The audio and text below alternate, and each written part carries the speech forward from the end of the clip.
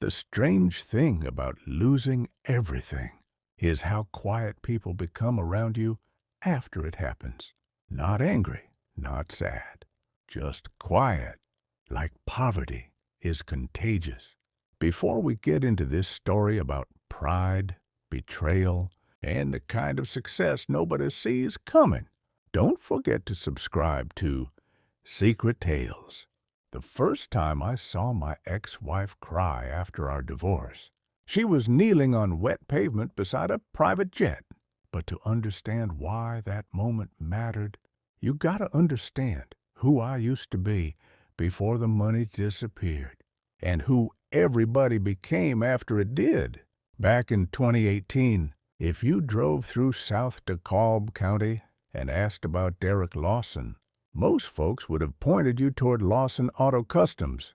Big gray building off Candler Road, chrome sign out front, music playing through the garage speakers all day long. And me? I was the loud one, laughing over the compressors while my workers installed rims, wraps, and sound systems for half the rappers and real estate dudes in Atlanta. I wasn't rich, but I was comfortable. The kind of comfortable that makes you think life can't really turn on you.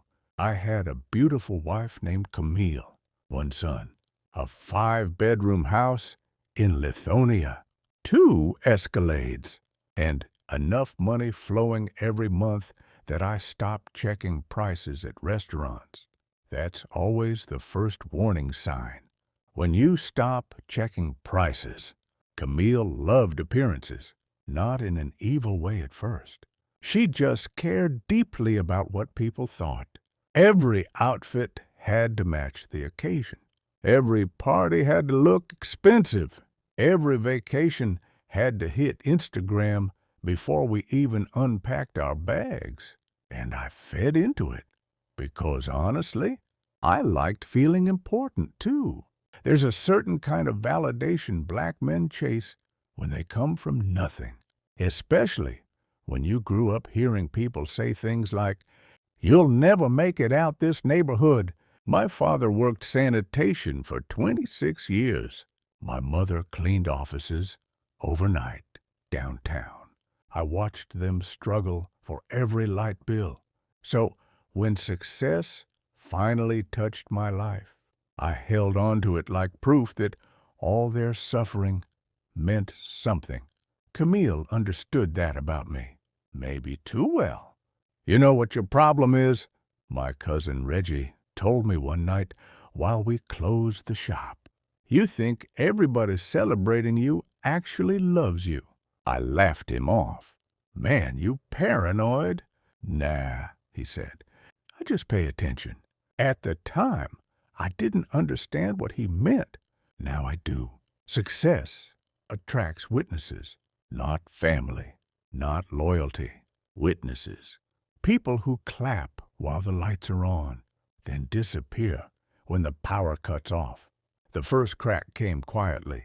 Supply chain issues, delayed parts, 3 clients refusing payment after custom jobs. Then a tax issue hit us from 2 years prior. Then my business partner, Terrence, vanished with almost $80,000 tied to inventory purchases. That one nearly killed me. Not financially, emotionally. Because Terrence wasn't just my partner. He was my boy since Morehouse Prep Camp. The kind of friend who knew where your mama lived before you became successful. The kind of man who held your newborn son in the hospital. When he disappeared, it felt like somebody removed the floor under my feet. Camille's response surprised me, not because she lacked sympathy, because she sounded irritated, more than concerned. "So what's the plan?" she asked, while standing in our kitchen, scrolling through her phone. "I'm figuring it out." "You said that 3 weeks ago." I looked up from the paperwork spread across the counter.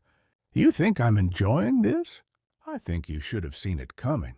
That sentence stayed with me, not because it was cruel, because it was cold.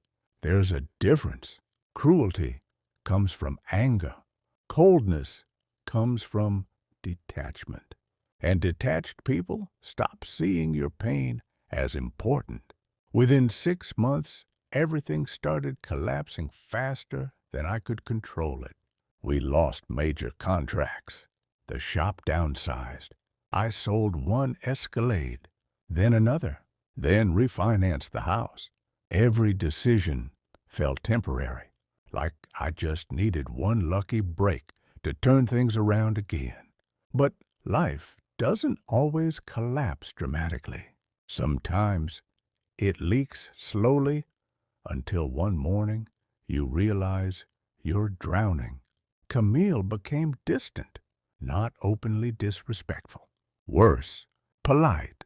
You ever notice how dangerous politeness can become inside a marriage? No more random hugs. No more checking on me during late nights. No more sitting beside me on the couch. Just schedules, bills, conversations about what needs to happen. One night, I overheard her on the phone with her friend Nicole. I wasn't trying to listen, but my name caught my attention. I didn't sign up to struggle again, Camille whispered. Again. That word hit me hard because she knew what my childhood looked like. She knew what climbing out felt like for me, and somehow losing money made her act like I had personally betrayed her. That same week, our son Jalen asked me something I'll never forget. Dad, are we poor now? Kids can sense tension faster than adults. I forced a smile. Nah, little man, we just adjusting. But inside, I felt ashamed, not because we were broke, because I had tied my worth to providing so deeply that financial failure felt like personal failure. That's something a lot of black men never say out loud. Sometimes we don't know who we are without the role of provider. And when that role cracks, everything inside starts cracking too. The divorce conversation happened on a Tuesday. Rain tapping against the windows. TV running in the background. Camille stood near the fireplace holding wine she barely touched. I think we need space. I stared at her. You talking separation? I'm talking divorce. Just like that. No tears. No shaking voice. Nothing dramatic. Like she'd rehearsed it already. I remember laughing. Not because it was funny. Because shock does strange things to people. You serious? Yes. What about Jalen? We'll co-parent. What about us? She looked away before answering. I don't think there's an us anymore. That sentence hollowed me out. Not instantly, slowly, like hearing dirt hit a coffin. The divorce got ugly fast. Camille's lawyer painted me as financially irresponsible. The house went up for sale. Accounts got split. Assets disappeared. And because most of my wealth was tied into the failing business, I walked away with almost nothing. I moved into a small extended-stay hotel near Stonecrest Mall. One bedroom, microwave, thin walls. I'd sit at night hearing strangers argue through vents while wondering how life flipped so violently in under a year. The hardest part wasn't losing the money. It was watching people treat me differently afterward. Calls stopped. Invites disappeared. Even church folks started giving me those pity smiles. Success had made me visible. Failure made me uncomfortable to look at. One evening, Reggie came by with wings and beer. He looked around the hotel room quietly, then said, "You still breathing? That's something." I laughed weakly. "Barely. You know what your problem is now." "What?" "You still think this the end of your story." I shrugged. "Feels like it." "Nah," he said. This just the chapter where people reveal who they really are. At the time, I thought he was trying to motivate me. Later, I realized he was warning me. About 3 months after the divorce, I saw Camille at Lenox Square. She looked incredible. Designer bag, fresh silk press, gold jewelry. The version of herself she always wanted the world to see. She spotted me near the food court and hesitated. I was carrying shopping bags from a discount workwear store. My beard looked rough. I had lost weight. For a second, embarrassment crawled up my spine. Then she walked over. "You look tired," she said softly. Not mean, not caring either, just observational. "I've been working." "What are you doing now?" "Consulting." That was only partially true. I'd been helping a small logistics company reorganize delivery systems. Nothing glamorous. But they liked my ideas. Camille nodded slowly. "Well, I hope things get better for you." Then she left. No hug, no warmth, just distance. I watched her disappear into the crowd, feeling smaller than I ever had in my life. That night, I sat in my car outside the hotel for almost an hour before going inside. I kept hearing her words. "I hope things get better for you." The way somebody speaks to an old classmate they barely remember. That was the moment something changed inside me. Not revenge, not anger, perspective. I finally understood something painful. Some people love the life you build more than the person building it.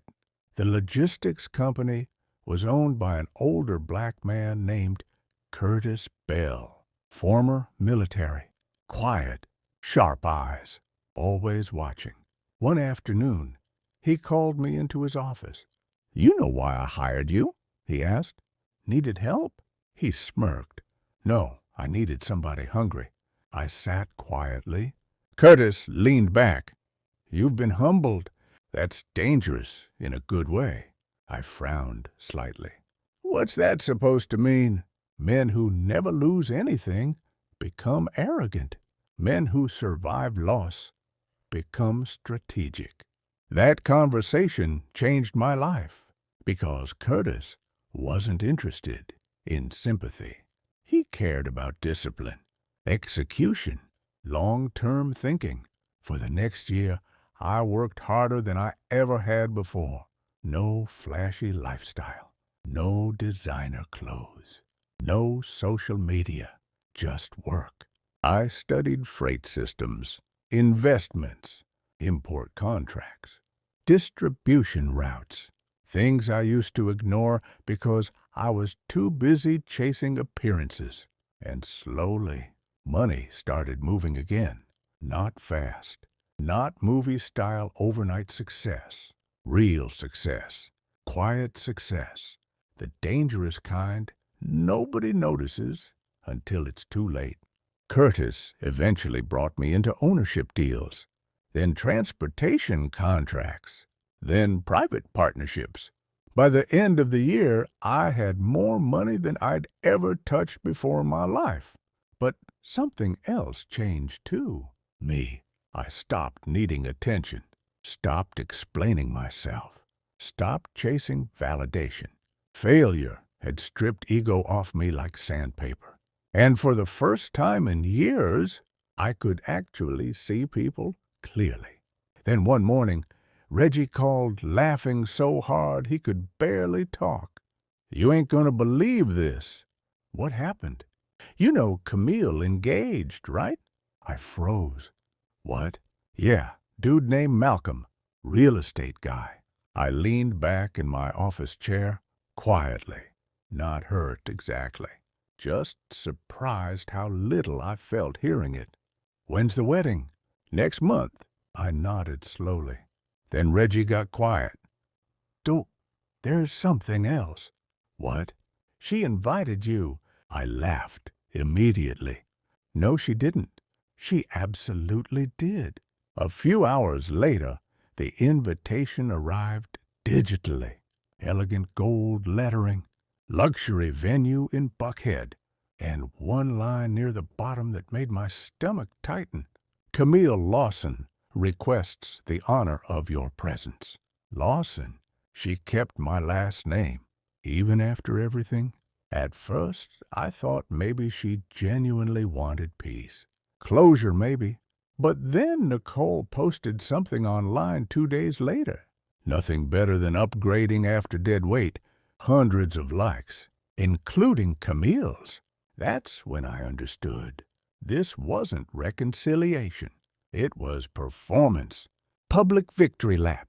The successful ex-wife marrying better after escaping failure.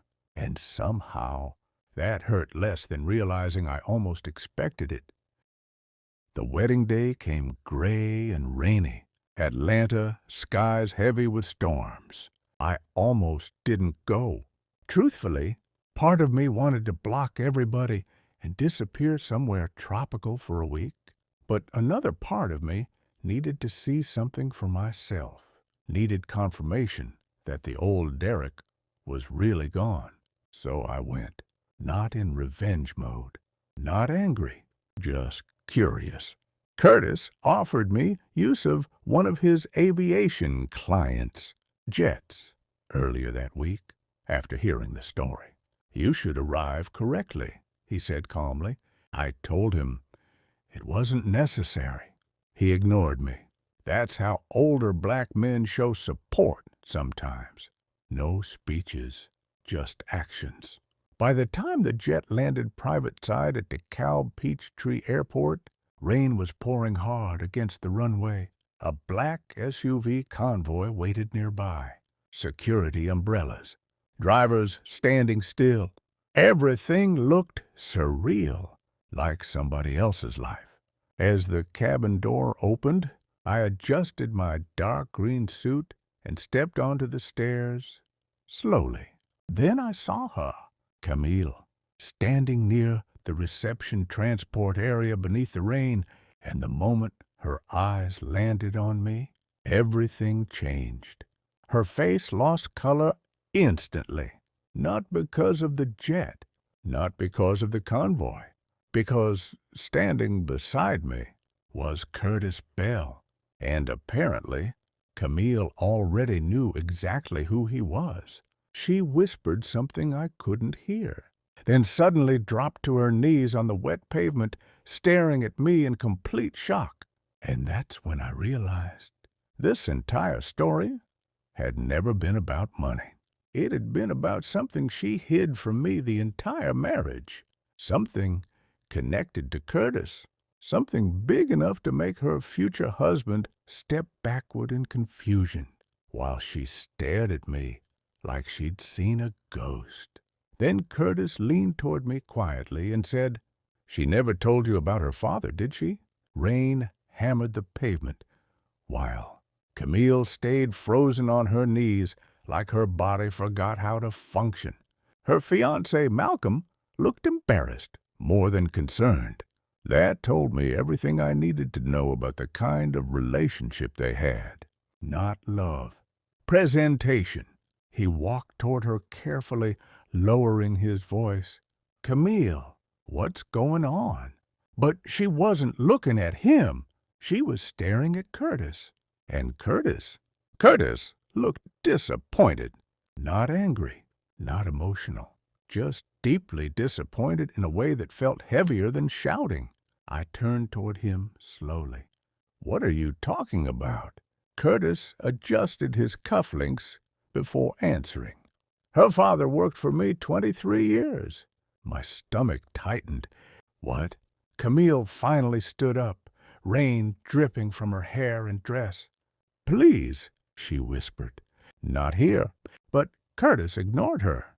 "Your ex-wife's father was one of the best men I ever employed." I looked between both of them, confused, because during my entire marriage, Camille barely spoke about her father. All I knew was he died when she was young. That was it. No stories, no photographs around the house, Nothing. Curtis continued calmly. Henry Brooks saved my business back in 2001. Camille closed her eyes immediately, like she already knew where this conversation was headed. And suddenly, I realized something strange. This wasn't surprise. It was fear. Malcolm stepped forward, awkwardly. Maybe we should do this privately. This concerns him too now, Curtis interrupted. The rain softened slightly around us, while airport workers pretended not to stare. I felt like my life had suddenly shifted into somebody else's movie. Curtis looked directly at me. Your wife knew exactly who I was the day you started consulting for my company. I frowned hard. No, she didn't. Yes, Camille said quietly. That one word hit harder than yelling would have. I stared at her. You knew? She nodded slowly. How? My father used to bring me to Mr. Bell's office sometimes after school. I looked back at Curtis, then at her again, and pieces started connecting inside my head so fast it made me dizzy. You recognized my company name. Camille didn't answer, which was answer enough. You knew I was working for him this whole time? Yes. And you never said anything? Her voice cracked slightly. I didn't think it mattered. Curtis laughed softly at that. A cold laugh. Didn't matter? Camille looked ashamed for the first time in years. Not embarrassed, ashamed. And suddenly, I wanted the truth more than I wanted revenge. Tell me what's really going on. She hesitated too long, so Curtis answered for her. Your ex-wife's father stole from me before he died. Silence. Pure silence. Even Malcolm stepped backward slowly. I blinked hard. What? Camille shook her head immediately. No, that's not true. Curtis finally turned toward her fully. You still protecting him after all these years? He didn't steal anything. He altered contract records and disappeared with money. You know why he did it. Curtis's jaw tightened. Because he was desperate. The tension between them felt old, buried, heavy. Not like an argument starting, like one that never actually ended. I looked at Camille carefully, and for the first time since our divorce, I saw the scared little girl underneath all the perfection. The wedding was obviously ruined. Guests remained stuck inside the venue, while rain delayed transportation. But none of us moved. It felt like everybody understood something bigger was happening. Finally, Curtis sighed. Get in the SUV. None of us argued. We ended up inside a private lounge near the airport hangar. Leather chairs, dark wood walls, soft jazz playing low through hidden speakers.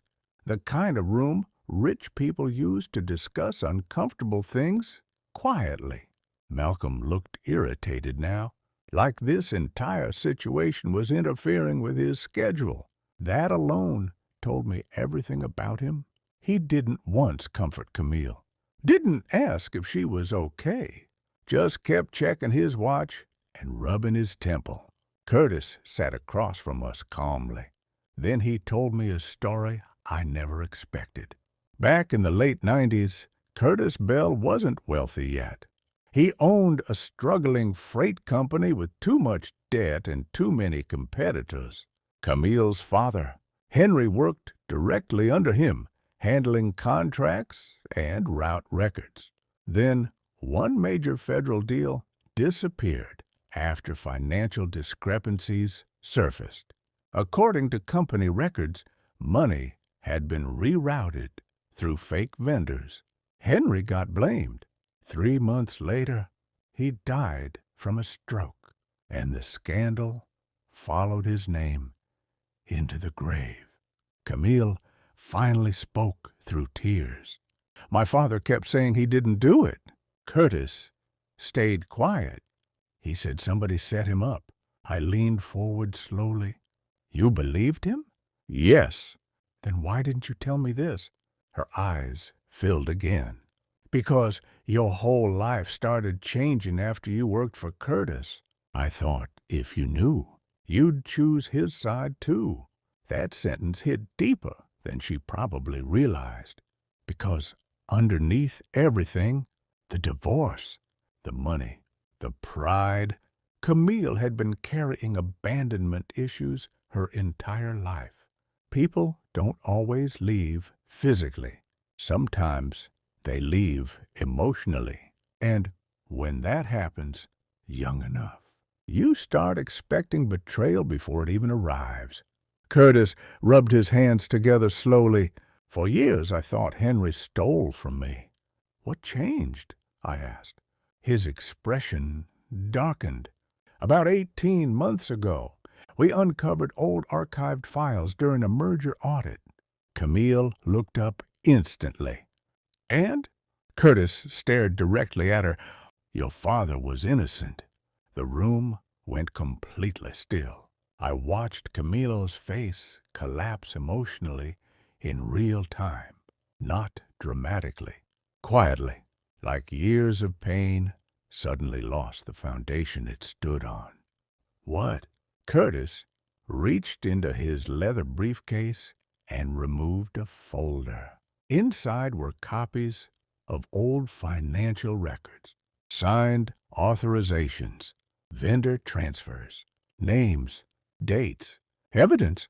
The man responsible was my former accountant. Camille grabbed the papers with shaking hands. He confessed before he died last year. Tears rolled down her face immediately. My father didn't steal. No, her breathing became uneven, and suddenly everything about her started making sense to me. The obsession with status, control, appearances, fear of struggle, fear of instability. When your childhood gets shaped by shame, sometimes adulthood becomes one long performance trying to outrun it. Then Curtis said something that shocked me even more. I tried contacting you after we learned the truth. Camille froze. What? I sent letters, emails, messages through relatives. She looked genuinely confused. I never got anything. Curtis narrowed his eyes slightly. Yes, you did. That silence afterward felt dangerous. Then slowly, Camille looked toward Malcolm, and Malcolm immediately looked away. My stomach dropped. No way. Camille stood up abruptly. You intercepted them? Malcolm sighed loudly, like he was tired of drama. Camille, your father's reputation wasn't helping your future. The room turned ice cold. What did you just say? She whispered. He stood calmly. You spent years building a certain image. Why would I let some old scandal destroy that? Curtis looked disgusted. You hid evidence clearing her dead father's name? Malcolm shrugged slightly. It was unnecessary. I watched Camille carefully, and right there, I think her entire reality broke apart. Because betrayal hits differently when it confirms your deepest fear. She had spent years believing people would abandon or humiliate her eventually. So she built relationships around image instead of trust. And somehow, she still ended up beside somebody fake. What else did you hide from me? Camille asked quietly. Malcolm exhaled impatiently. Can we not do this here? No, she snapped. Answer me. He straightened his suit jacket. You want honesty? Fine. The arrogance in his voice changed the whole room. You were easier to manage when you felt insecure. Even Curtis looked stunned by that. Malcolm continued. You constantly needed reassurance, validation, attention. You know how exhausting that gets. Camille looked like she'd been slapped, but he wasn't done. And honestly, you should thank me. Everything you wanted socially happened after we got together. I leaned back slowly, because suddenly I understood why Camille invited me to that wedding. Not to humiliate me, to prove something to herself. She needed evidence that leaving me had upgraded her life, that her choices were justified, that abandoning struggle guaranteed safety. But safety built on lies always collapses eventually. Curtis stood slowly. "You should leave." Malcolm scoffed. "I'm not the criminal here." "No," Curtis said calmly. "Just weak." That one landed hard, because Malcolm immediately lost composure afterward. "You old people always romanticize struggle," he snapped. "The world respects money. That's reality." Curtis smiled slightly. "No, the world fears money. Respect is different." Silence again. Then Malcolm grabbed his keys aggressively and walked out. And nobody stopped him, not even Camille. For a long time, she just sat there crying quietly. Not loud, not dramatic, just exhausted. Years of emotional armor dissolving all at once. Finally, she looked at me. "I'm sorry." I didn't answer immediately, because truthfully, part of me still hurt deeply from everything she'd done. The divorce, the humiliation, the coldness. But another part of me could finally see the broken logic behind her behavior. Fear had controlled her for years. Fear disguised as confidence. Fear disguised as standards. Fear disguised as ambition. And fear makes people abandon good things trying to avoid imagined pain. "You left when I needed you most," I said quietly. She nodded through tears. "I know. You treated me like failure was contagious." More tears. "I know. And the crazy part," I continued, "I probably would have forgiven everything if you'd just been honest." That made her break completely, because honesty was exactly what she had avoided her entire life. Curtis stood near the window, watching rain slide down the glass. Then he spoke without turning round. "Most people think money reveals character." He paused. "But struggle does that better." Nobody spoke, because we all knew he was right. Over the next few weeks, things changed quickly. Malcolm's reputation took a major hit socially after the truth about the hidden letters spread through their circles. Turns out, image-based communities collapse fast once manipulation gets exposed. Camille publicly restored her father's name using the documents Curtis provided. For the first time in decades, Henry Brooks was cleared. That mattered more to her than the wedding ever did. She started therapy too, real therapy. Not social media healing quotes, actual work. And surprisingly, we slowly learned how to speak to each other again. Not romantically. That part was gone. Some damage changes people permanently, but the hatred disappeared. And honestly, that felt healthier than forcing reconciliation. One afternoon, she asked me something while we watched. "Jalen's basketball practice. Did you ever hate me?" I thought about it honestly. "No," I said. "But I definitely stopped recognizing you." She nodded slowly. "I stopped recognizing myself, too." That might have been the truest thing she ever said. Curtis eventually offered me full executive partnership in one of his new aviation logistics expansions, the kind of opportunity people spend lifetimes chasing. But by then, success meant something different to me. It wasn't about proving people wrong anymore. It wasn't about showing off. It wasn't about revenge, because revenge keeps you emotionally connected to people who hurt you. Freedom is different. Freedom is waking up without needing validation from anybody who abandoned you. And money? Money just amplifies whatever already lives inside you. If you're insecure, it magnifies insecurity. If you're shallow, it magnifies ego. But if pain teaches you wisdom, success becomes quieter, cleaner, more intentional. About a year later, I ran into Camille again at the same Lenox Mall where she once looked at me with pity.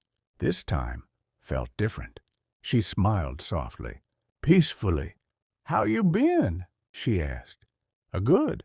You look happy." "I am." And for the first time in a long time, she genuinely smiled back. No performance, no image, just honesty. Sometimes people don't destroy your life because they hate you. Sometimes they're simply too wounded to build anything healthy with another person.